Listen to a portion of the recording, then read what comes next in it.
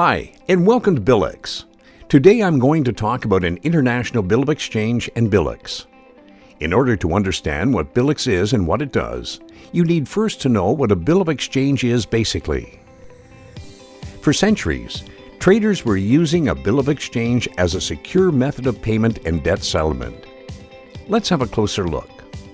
Assume this is 18th century Europe.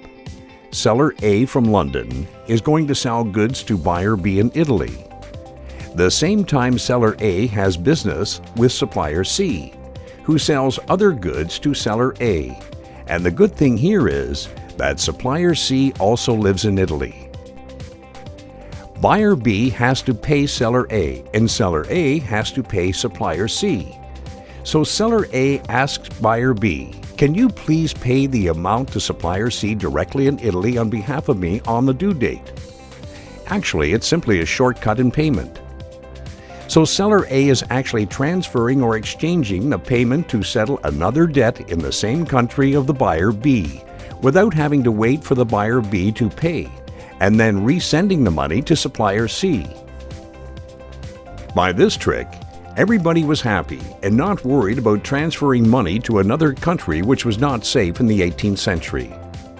This method was developed and got popular and organized under a bill of exchange concept, which was actually a piece of paper drawn by seller A, instructing buyer B to pay the amount on a due date agreed to a payee, C.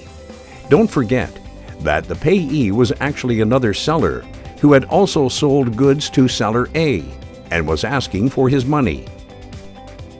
Gradually, this method has also developed as a risk management tool, meaning that a bill of exchange is proof of a debt, a proof of a trade, and since it could also have a due date in the future, therefore it is also a kind of financing tool.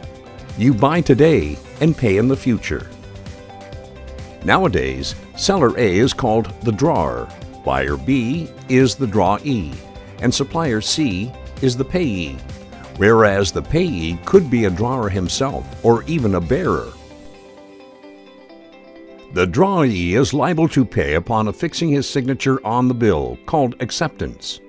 Once he's signed, he is called acceptor, which means he has accepted the payment instruction by the drawer, and failing to pay on a due date will result in legal action against him. As a formal definition, a bill of exchange is an unconditional payment order, instructed by the drawer to the drawee to pay an amount to the order of a payee, including himself on a particular due date.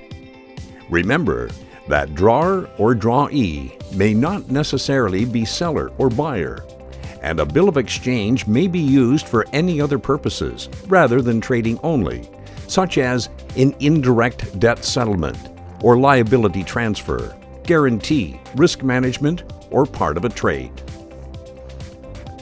As you see, a bill of exchange is a basic negotiation instrument in banking, and all commercial papers have a root in a bill of exchange. For instance, a check is a bill of exchange that drawer's bank is the drawee, meaning that by drawing a check, you are actually instructing your bank to pay the amount to the payee on a due date. However, checks are accepted by its drawee by default.